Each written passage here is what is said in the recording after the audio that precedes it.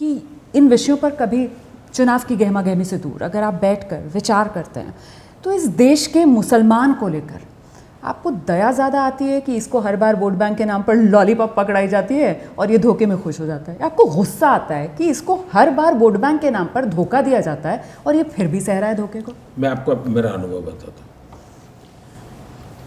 मैं उस दिन बहुत चौंक गया था जिस दिन देश के एक प्रधानमंत्री ने लाल किले से कहा। हमारे यहाँ पहले प्रधानमंत्रियों के लाल किले से बोलने की स्टाइल थी, हिंदू, सिख, ईसाई ऐसा बोलते वर्णन करते थे। मैं हैरान हो जाता था, ये सबका अलग आइडेंटिफिकेशन किसको एड्रेस कर रहे हो तुम? क्या देश का प्रधानमंत्री ये नहीं कहता मेरे प्यारे देशवासी? मैं गुजरात में था तो मैंने शुरू किया 5 करोड़ मेरे गुजराती, मैंने टर्मिनोलॉजी शुरू की, धीरे धीरे सबको करनी पड़ी ताकि कोई इधर उधर भटके ना। सब मेरे हैं, सही बात है, बिल्कुल। उनको भी फील होगा हम गुजरात का भला करने के लिए हम गुजरात के नागरिक हैं। ये वातावरण मेरे, यहाँ भी मैं 140 करोड़ मेरे देशवासी बोलता हूँ। शुरू में आया तब 120 करोड़ देशवासी बोलता था। हमने अपनी भाषा टर्मिनोलॉजी में एकता की तरफ जोड़ना चाहिए।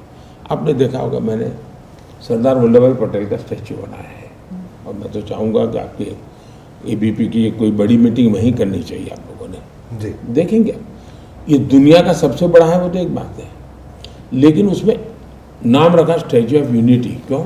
तो सरदार साहब के साथ देश की एकता का मुद्दा जुड़ा हुआ है और मैं मानता हूँ कि एकता ये भाव निरंतर चलता रहे।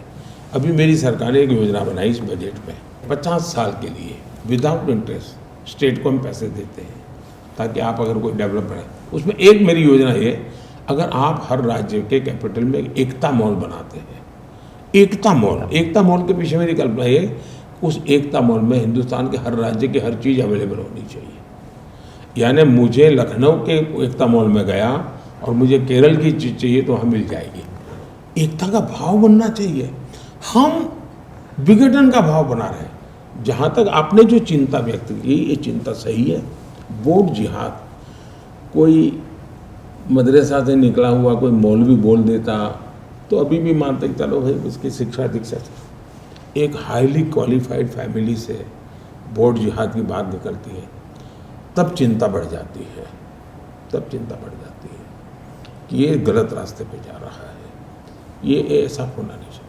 कोई छोटे मोटे लोग इधर उधर बोलने वाले कहीं पर भी मिल जाएंगे तो मैं उनके लिए शिकायत नहीं करता। और शाही परिवार के निकट परिवार, हाईली क्वालिफाइड फैमिली, उसने ये रास्ता अपनाना ये चिंताजनक है। तीसरी बात है, मैं अपना गुजरात का एक अनुभव बताता हूँ। अहमदाबाद में एक मार्केट है माणिक चौक में, बड़ा इंटरेस्टिंग मार्केट है। कोई तो एक भीड़ रहती है, अब साइकिल नहीं चला सकते, साइकिल हाथ में लेकर के नहीं जा सकते, पैदल भी चलना है तो आपको पार करते करते 15-20 मिनट लग जाएगी। और वो सारा का सारा व्यापारी मुसलमान है और सारा का सारा खरीदार हिंदू है। यानी 100% व्यापारी मुसलमान, 100% खरीदार हिंदू। बड़ा यूनिक सा है। तो मैंने 30-40 लड़कों को ट्रेन किया। मैंने कहा तुम लोग 3 दिन लगातार इस मार्केट में घूमते रहो और इनको जरा चिढ़ाते रहो, सब व्यापारियों को। ऐसे टेढ़े मेढ़े सवाल पूछो, खरीद करने जाओ, क्यों चाचा दिवाली कैसी है? तो जवाब क्या आते थे? है अरे भाई बहुत अच्छी दिवाली। फिर चिढ़ाओ जरा, अरे ये राक्षस बैठा है और तुम्हारी दिवाली ठीक है? मोदी बैठा है यहाँ, तुम क्या बात करते हो?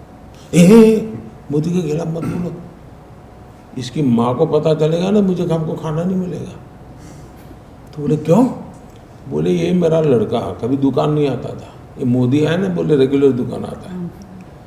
बोले पहले ये भटकता था, ये बोले ये बच्चा है ना, बोले छुट्टियाँ है तो आया है, पढ़ता है, बोले पहले पढ़ता नहीं था। तो सब तो उसकी माँ इतनी खुश है मोदी पर। ये मेरा 2002 की दिवाली का अनुभव है जी। ये एक यूनिक सोशल सेलिब्रेशन है। जो मुसलमान समाज जी, मैं तो उसी बस्ती में बड़ा हूँ, मेरे घर के अगल बगल में पसमंदा समाज के ही सब लोग हैं जी, जहाँ में मेरा जन्म हुआ। इतने अच्छे सब, उनके पास हाथ में इतनी अच्छा बढ़िया स्किल है जी।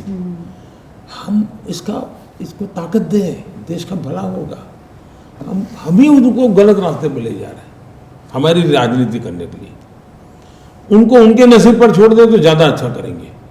ये जो उनके ठेकेदार बने हुए हैं ना, अब मुझे बताइए, इतनी पॉलिटिकल पार्टियां हैं, किसने मुस्लिम लीडर पैदा किया मुझे बताइए। हिंदू लीडर हैं जो सब मुसलमान के ठेकेदार बने हैं, बाकी सब ये हिंदू लीडरों ने बिन साहब का चोला पहन करके इनको अपने कब्जे में रखा हुआ है। अब ये मुसलमान समाज को आत्मचिंतन करना चाहिए। दूसरा, एज ए गवर्नमेंट मेरा काम क्या है, there should be no discrimination, सबके लिए समान। हाँ, लेकिन मैं ये कहूँ सर, तो मैंने क्या कहा, मुझे अब चलना है 100% सैचुरेशन। मानो मेरे पास 4 करोड़ घर है और 4 करोड़ लाभार्थी की सूची है, तो मुझे कोई डिस्क्रिमिनेशन के बिना उन लाभार्थियों को मकान देना है। हो सकता है किसी को जनवरी में मिलेगा, किसी को मार्च में मिलेगा, लेकिन क्योंकि तुम इस जात के हो तो मिलेगा, उस जात के हो तो नहीं मिलेगा, इस धर्म के हो तो मिलेगा, उस धर्म के है तो नहीं मिलेगा, ये नहीं चलेगा। दूसरा, मैं जब 100% सैचुरेशन कहता हूँ तो सामाजिक न्याय की गारंटी है। मैं जब 100% सैचुरेशन कहता हूँ तो सेकुलरिज्म की गारंटी है। मैं जब 100% सैचुरेशन की बात करता हूँ तब ट्रांसपेरेंसी की गारंटी है, नो करप्शन। तो हर एक को मालूम है कि 3 महीने के बाद मिलना है, चलते 1 रुपया मांगेगा नहीं दूंगा, मैं बैठा हूँ देखता हूँ, मोदी ने कह दिया मिलने वाला है। तो मेरी जो स्ट्रैटेजी है वो ये है, सबका साथ सबका विकास। ये सिर्फ नारा नहीं है जी, मेरी हर चीज में वो प्रैक्टिस है, हर चीज में। अब देखिए डीबीटी, डायरेक्ट बेनिफिट ट्रांसफर जी, 38 लाख करोड़ रुपीस हमने डीबीटी किया है। 38 लाख करोड़। अगर राजीव गांधी के हिसाब से मैं देखूं 1 रुपये में 15 पैसा पहुंचता है, तो 38 लाख करोड़ में से 28 लाख करोड़ करीब गबन हो गया होता, किसी पंजे ने मार लिया होता। आज 38 लाख करोड़ उसको पहुंचा है। आप इंस्टाग्राम पर अब देख रहे हैं 1000 रील मिलेगी जब मुस्लिम समाज कहता है कि मुझे ये मिला, मुझे ये मिला, मुझे ये मिला। वो तो आंकड़ों में नजर आता है। चाहे उज्ज्वला योजना हो, चाहे प्रधानमंत्री आवास हो, जो मुसलमानों की इस देश में आबादी है, अगर लाभार्थी इन योजनाओं के देखा जाए तो मुसलमान तो उससे बहुत ज्यादा, मतलब बढ़ चढ़कर उनको मिल रहा है। सबको मिला है जी, सबको मिला है जी।